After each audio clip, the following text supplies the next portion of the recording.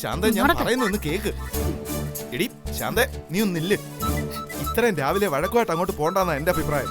കുറച്ച് കഴിഞ്ഞ് ഞാൻ അച്ചോട്ടനെ കണ്ട് കാര്യം പറഞ്ഞോളാം.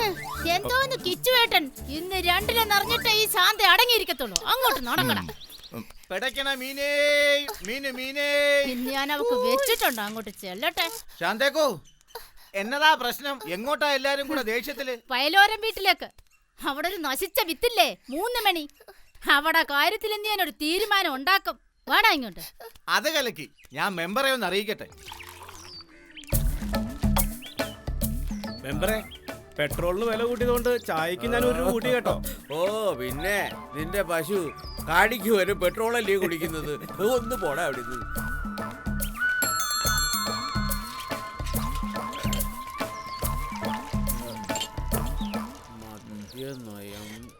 മെമ്പറെ, ആകെ കുലുമാലായി. തോട്ടത്തിലെ ശാന്തേക്കാൻ വയലോരം വീട്ടിലേക്ക് പോയിട്ടുണ്ട്. ആ പെണ്ണ് വീണ്ടും കടിച്ചോ? ഈ മാസം ഇത് 10ാമത്തെ കേസാ. ഇടപെട്ടേ പറ്റൂ.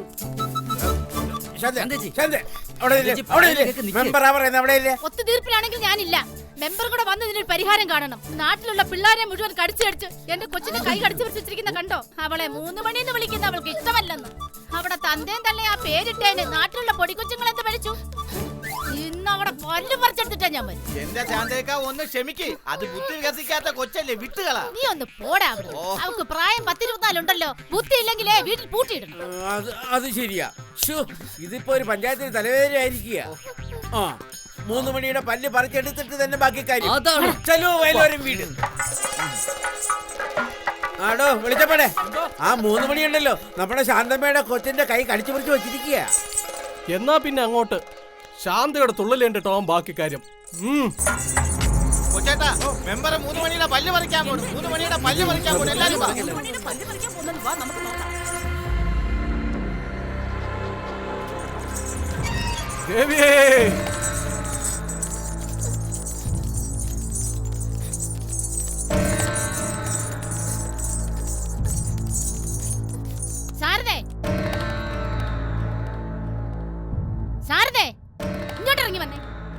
ഒന്ന് വിളിക്കണ്ട മെമ്പറെ. അയ്യോ ഈശ്വര, എന്താണോ എന്തോ. കരയാതെ ശാരദാമ്മേ, ഒന്നിറങ്ങി വന്നേ. സർവസമ്മതനായ ബഹുമാനപ്പെട്ട മെമ്പറാണ് വിളിക്കുന്നത്. ഇറങ്ങി വരാൻ.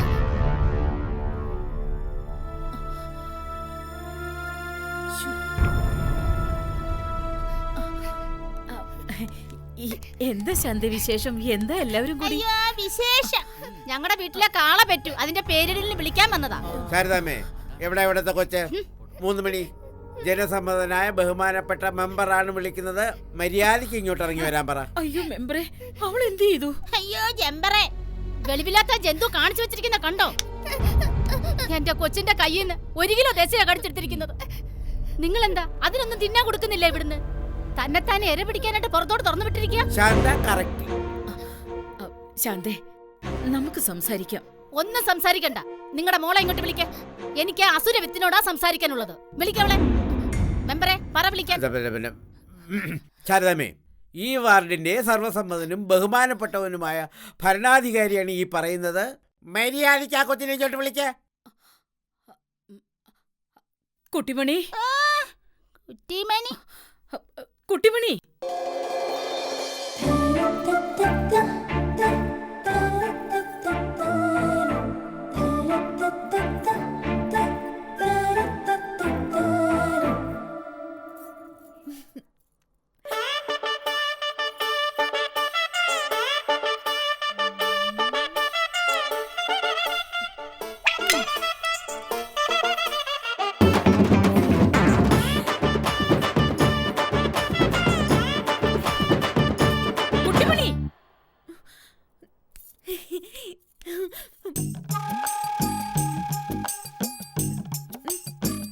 വന്നല്ലോ നിങ്ങളുടെ കുട്ടിമണി. കയ്യിലിരിപ്പ് വെച്ച് നോക്കുമ്പോ പട്ടിമണി എന്നാ വിളിക്കണം. ശാന്തേ, ഒന്നടങ്ങ്. ഞാൻ ചോദിക്കാം. കൊച്ചേ, നീ ഈ ജിത്തു മോനെ എന്തെങ്കിലും ചെയ്തോ? എന്തെങ്കിലും ചെയ്തോന്നല്ല, കടിച്ചോ അങ്ങനെ ചോദിക്കും. കടിച്ചോ? നീ എന്റെ കൊച്ചിനെ കടിച്ചോ? കടിച്ചു. ഇവനെ എന്നെ 3 മണിന്ന് വിളിച്ചിട്ടാ. കള്ളമ്മ, ഞാനൊന്നും വിളിച്ചിട്ടില്ല. കൗങ്കല് നോബിയാ വിളിച്ചത്. അല്ല, 3 മണി എന്ന് പേരുള്ള കൊച്ചിനെ 7 മണി എന്ന് വിളിക്കാൻ പറ്റുമോ? 3 മണി എന്ന് വിളിച്ചാൽ നീ കടിക്കോടി? കടിച്ചു. ഇനിയും കടിച്ചു. മെമ്പറും കടിച്ചു. ആഹാ, നീ കടിക്കോടി? കടിച്ചു. 3 തരം കടിച്ചു. ഇനിയും കടിച്ചു. എന്നാ നീ എന്നെ കടിക്കടി. 3 മണി 3 മണി 3 മണി.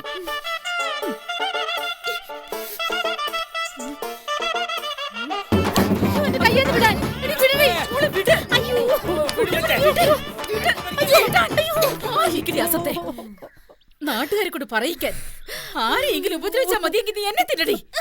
അയ്യോ, നിനക്ക് ഞാനാ പേരിട്ടത്. എന്താ വേണ്ടേ? കേറി പൊടിയാത്ത്.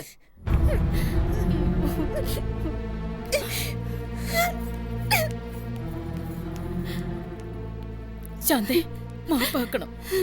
ഇനി ഇങ്ങനൊന്നും ഉണ്ടാവില്ല. ഇത് കണ്ടോ നിങ്ങൾ? ചെല്ല് ചെല്ല്, അല്ലെങ്കിൽ അവളിപ്പോ വീട് പൊളിക്കും. പിന്നെ ഇനി അവൾ വന്ന് ബാക്കി കടിച്ചു പറിക്കുന്നതിന് മുമ്പ് നമുക്കങ്ങ് പോകാം. ഇങ്ങനെ പോയാൽ ഒരു MLA ആകും. പല്ല് പറിക്കാൻ പോയ മെമ്പർ പുല്ല് പറിച്ചു. ഇനി കൊച്ചിന്റെ പൊക്കളിന് കുത്തിവെപ്പ് എടുക്കണോ എന്തോ? അല്ല, മനുഷ്യർ കടിച്ചാ കുത്തിവെപ്പ് എടുക്കണോ മെമ്പറെ? വേണോ? കുറുപ്പേട്ട സുഖാണോ? ഓ പിന്നെ. വരുന്നുണ്ട് കുറുപ്പ്. എന്നാ എന്നാ പറ്റി? എന്നാ കാര്യം തിരക്ക്. എന്നതാ മെമ്പറെ പ്രശ്നം? എന്റെ കൊച്ചേട്ടാ, എന്തൊരു കഷ്ടമാണിത്. 3 മണി ശാന്തയുടെ കൊച്ചിനെ കടിച്ചെന്ന് അത് ചോദിക്കാൻ ചെന്ന തള്ളയും കടിച്ചു. എന്നതാ കൊച്ചേട്ടാ, ഇത് അൾസേഷന്റെ ജന്മവും. പിന്നെ 3 മണിയുടെ കാര്യത്തില് പഞ്ചായത്ത് ഇടപെടണമെന്നാണ് നാട്ടുകാർ പറയുന്നത്. കൊച്ചേട്ടാ, ഞാൻ പറഞ്ഞില്ല എന്ന് വേണ്ട. വാ.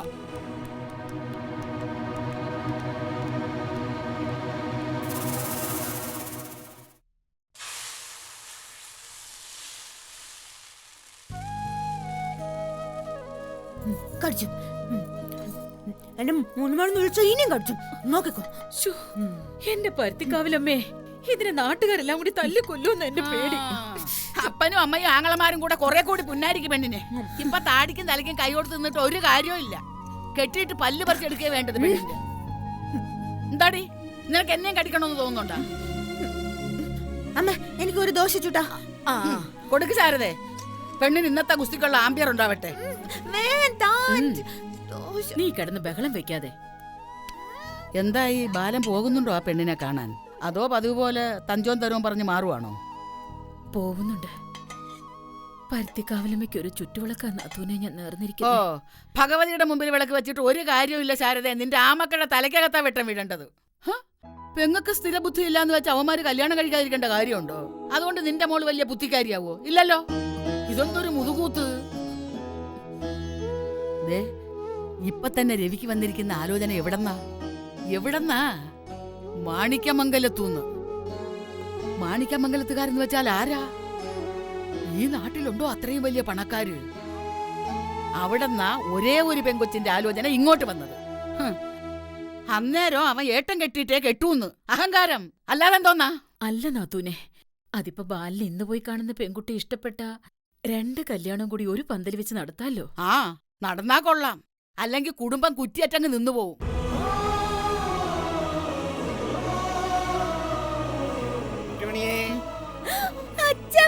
ആ, ഇനിയിപ്പോ പെണ്ണ് ഇന്ദ്രനും ചന്ദ്രനെയും വക വയ്ക്കത്തില്ല. കുട്ടിമണി, ഇതാ അച്ഛന്റെ പൊന്നുമണിക്കുള്ള ഉടുപ്പ്.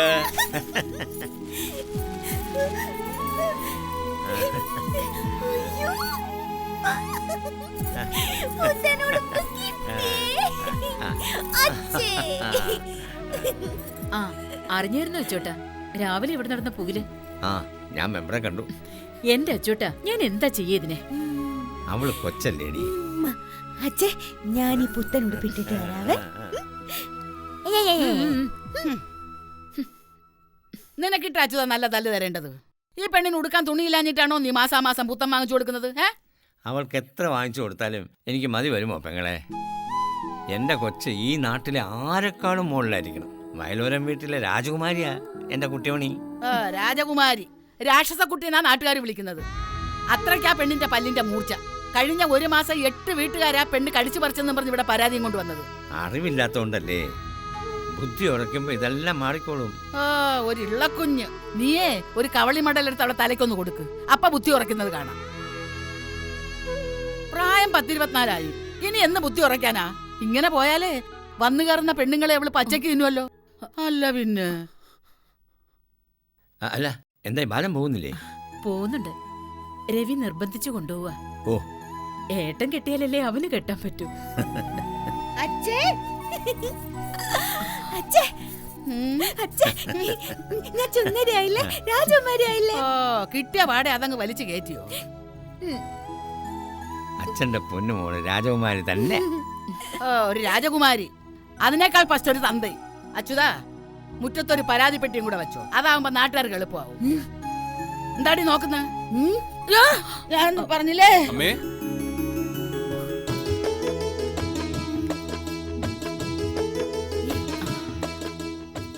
എന്തായിരുന്നു രാവിലെ ഒരു ബഹളം?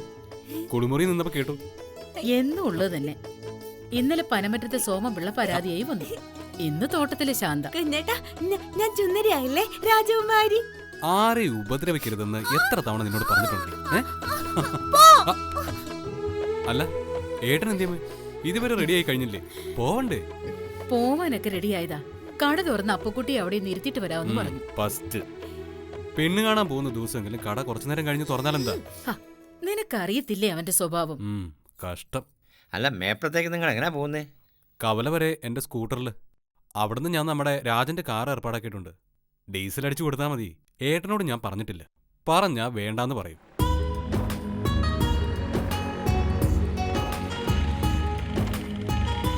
ആ, ഏട്ടൻ വന്നല്ലോ. രവി, എങ്ങനെയെങ്കിലും ഈ കല്യാണം ഉറപ്പിച്ചിട്ടേ പോരാവൂ. ബാലൻ എന്തെങ്കിലും മുട്ടപ്പോക്ക് പറ. അത് ഞാൻ ഏറ്റമേ. കല്യാണം ഉറപ്പിച്ചിട്ട് ഞാൻ വരും. ഇനി ഇറങ്ങി എവിടെ പോവാ? ഒന്നാമതേ സമയം പോയി. അല്ലടാ, ഞാൻ കണക്കൊന്ന് കുറിച്ചിട്ട്. എന്റെ പൊന്നേട്ടാ, ഇനിയും വൈകണ്ട, നമുക്ക് പോവാം. ഓ, നിന്ന് കിണുങ്ങാതെ നിങ്ങൾ പോവാൻ നോക്കിനടാ. അതോ രാഹുകാലത്തിന്റെ നടുമുറിക്ക് ഇറങ്ങാനാണോ ഉദ്ദേശം? വഴക്ക് മണഞ്ഞ് നിങ്ങൾ നിന്ന് പിന്നെയും താളം തുള്ളാതെ പോവാൻ നോക്കിനടാ. പോയിട്ട് വാ മക്കളെ. കേരടാ. തിരിച്ചോ. വേണമെങ്കിൽ പോകുന്ന വഴിക്ക് മുഖത്ത് ഇത്തിരി പൗഡർ വാങ്ങിയിട്ട് തരാം. ഓടാ പൊന്നുമണി, ഏട്ടൻ പോയിട്ട് വരുമ്പോ അച്ചപ്പം മുറുക്കും കൊണ്ടുവരാം കേട്ടോ. കേരടാ. ശരി അപ്പച്ചി. ടാറ്റാ.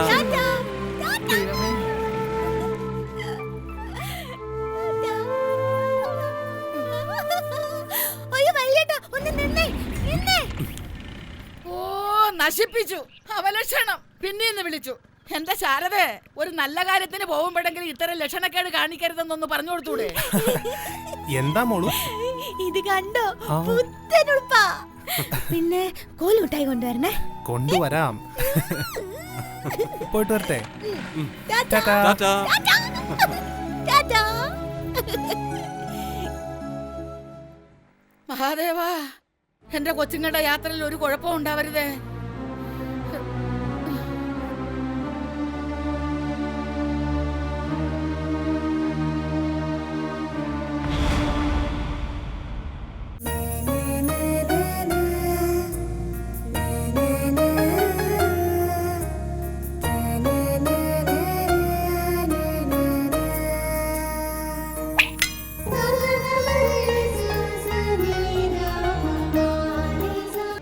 എന്തെല്ലാം കാര്യങ്ങൾ മറച്ചു വെച്ചാ ഓരോരുത്തർ ഓരോ കല്യാണം നടത്തുന്നത്. ഇതിപ്പോ തലപോകുന്ന കാര്യമൊന്നും അല്ലല്ലോ.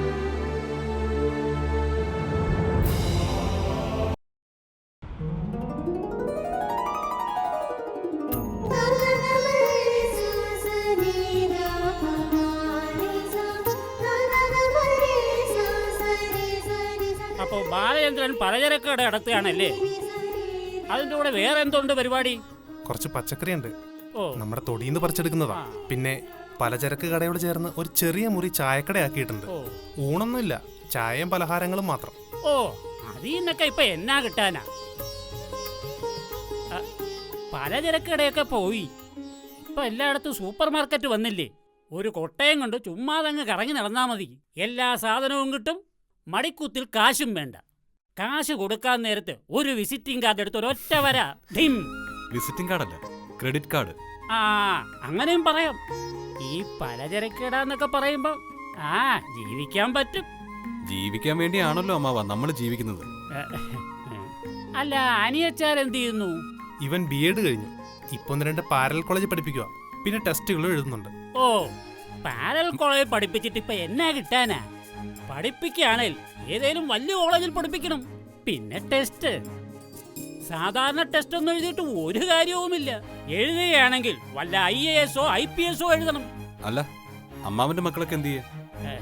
3 ആൺമക്കളാ, 2 പേര് ബസ് ഓടിക്കുന്നു, ഒരുത്തൻ ഓട്ടോ. അതെങ്ങനാ? എന്റെ മക്കളുടെ കാര്യത്തിൽ ഞാൻ ശ്രദ്ധിച്ചിട്ടേ ഇല്ല. ഇവൾക്ക്, ഈ സീതയ്ക്ക് 5 വയസ്സുള്ളപ്പോഴാ ഇവളുടെ അച്ഛന്റെ മരണം. പിന്നെ വനജപ്പങ്ങളെയും മോളെയും നോക്കിയല്ലായിരുന്നു ഈ പൂക്കോട് രാഘവന്റെ ജീവിതം. നിങ്ങൾ ചായ കുടിക്ക്, ആ മുറുക്കൂടെ എടുത്ത് കഴിക്കുക. ഇനി ഇവർക്ക് എന്തെങ്കിലും സംസാരിക്കാനുണ്ടെങ്കിൽ ആവാല്ലേ?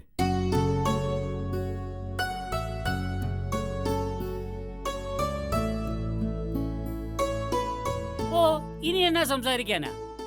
ഈ അമ്മാവൻ തീരുമാനിക്കുന്നതിനപ്പുറമൊന്നും ഞങ്ങളുടെ പെങ്കൊച്ചിനില്ല. എന്നാലും നാട്ടു നടപ്പ് അനുസരിച്ച് അവരെന്തെങ്കിലും സംസാരിക്കട്ടെ. എന്നാ പിന്നെ ആയിക്കോട്ടെ, അല്ലേ? എങ്ങനെയാട്ടാ, ഞങ്ങൾ ഇവിടുന്ന് മാറണോ അതോ നിങ്ങൾ പുറത്തോട്ട് നിൽക്കുന്നോ? എങ്ങനെ വേണേലും ആവാം.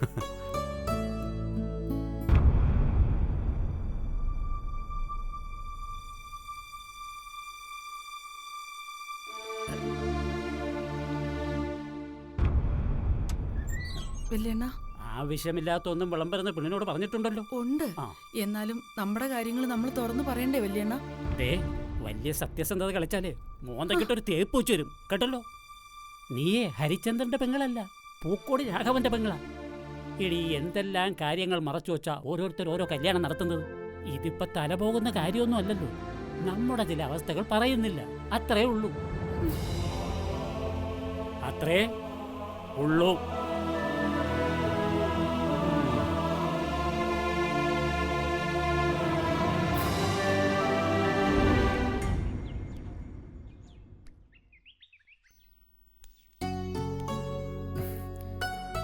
ജീവിതത്തിൽ ആദ്യത്തെ പെണ്ണുകാണലായത്.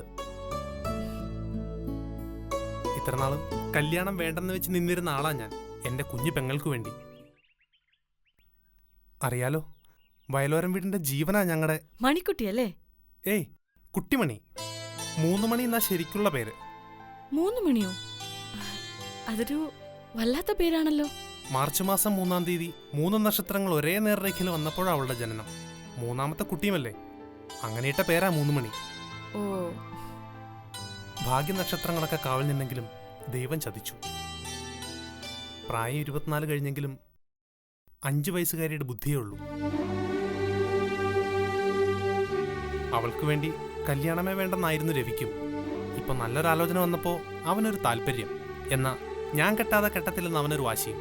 അതാ ഞാൻ ആദ്യം അനിയത്തിക്ക് വേണ്ടി കല്യാണം വേണ്ടാന്ന് പറഞ്ഞു നിന്നു. ഇപ്പോ അനിയന് വേണ്ടി കല്യാണം കഴിക്കാൻ ഒരുങ്ങുന്നു. അങ്ങനെയാണോ? സത്യം പറഞ്ഞ അനിയന് വേണ്ടിയായി പെണ്ണ് കാണലിന് വന്നത്. പക്ഷേ ഇപ്പോൾ ഒരു തീരുമാനമെടുക്കുന്നത് എനിക്കിഷ്ടപ്പെട്ടിട്ട് തന്നെയാ.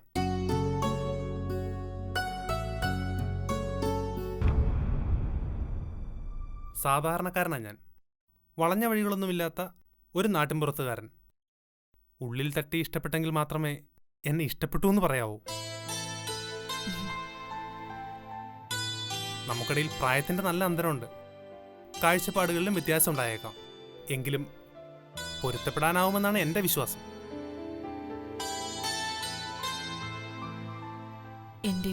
അപ്പോ ഇഷ്ടക്കേടൊന്നുമില്ലല്ലോ. എങ്കിൽ പിന്നെ ബാക്കിയെല്ലാം വീട്ടുകാർ തീരുമാനിക്കട്ടെ, അല്ലേ?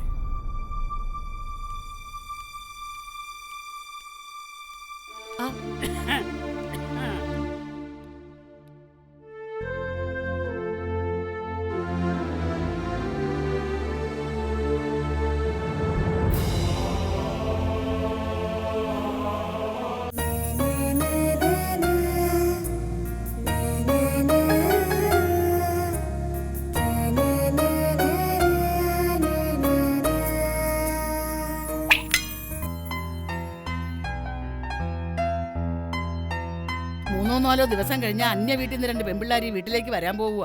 നിങ്ങളുടെ ആ മക്കളുടെ ജീവിതം അതിൽ മുങ്ങും ഉറപ്പാ.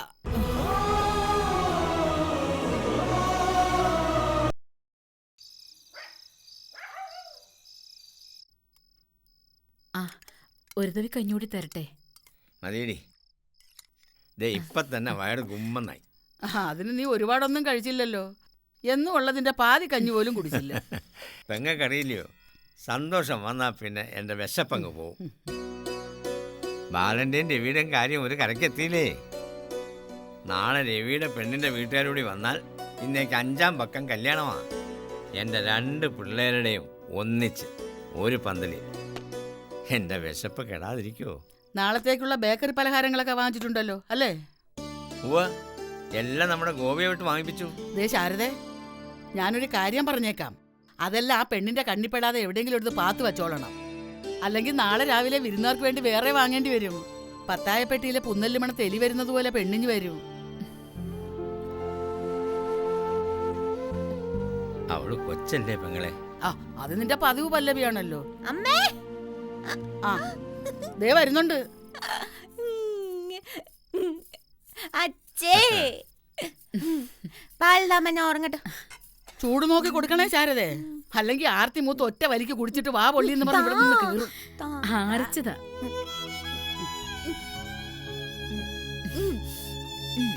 എനിക്ക് ഉറക്കം വന്നിട്ട് വയ്യ, ഞാൻ ഉറങ്ങാൻ പോവാ. വലിയേട്ടനും കുഞ്ഞേട്ടനൊക്കെ ഉറങ്ങി.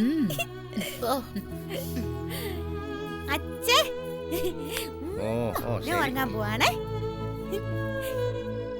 ദാണ്ടേ, അവന്മാരുടെ കൂടെയുള്ള പെണ്ണിന്റെ കിടപ്പ് നിർത്തണം എന്ന് പറഞ്ഞാൽ നിങ്ങൾക്ക് 2 പേർക്ക് മനസ്സിലാവത്തില്ല. അച്യുതാ, ഇനിയെങ്കിലും നീ പറഞ്ഞ് നിർത്തിക്കുക പെണ്ണിന്റെ ചിത്താന്തം. 3-4 ദിവസം കഴിഞ്ഞാൽ അന്യ വീട്ടിൽ നിന്ന് 2 പെമ്പിള്ളാരി വീട്ടിലേക്ക് വരാൻ പോവുക. ഇനി ബാലന്റെയും രവിയുടെ അവകാശം അവർക്കാ. അതിൻ്റെ ഇടയിൽ ഈ പെണ്ണ് വല്യേട്ടാ കുഞ്ഞേട്ടാന്ന് പറഞ്ഞ് പൊന്നൊഴുക്കുന്നിടത്ത് പൂച്ച നിൽക്കുന്ന പോലെ നിന്നാലേ വന്നു കയറുന്ന പെമ്പിള്ളേരെ കണ്ണീരിവിടെ വീഴും. നിങ്ങളുടെ ആ മക്കളുടെ ജീവിതം അതിൽ മുങ്ങും ഉറപ്പാ.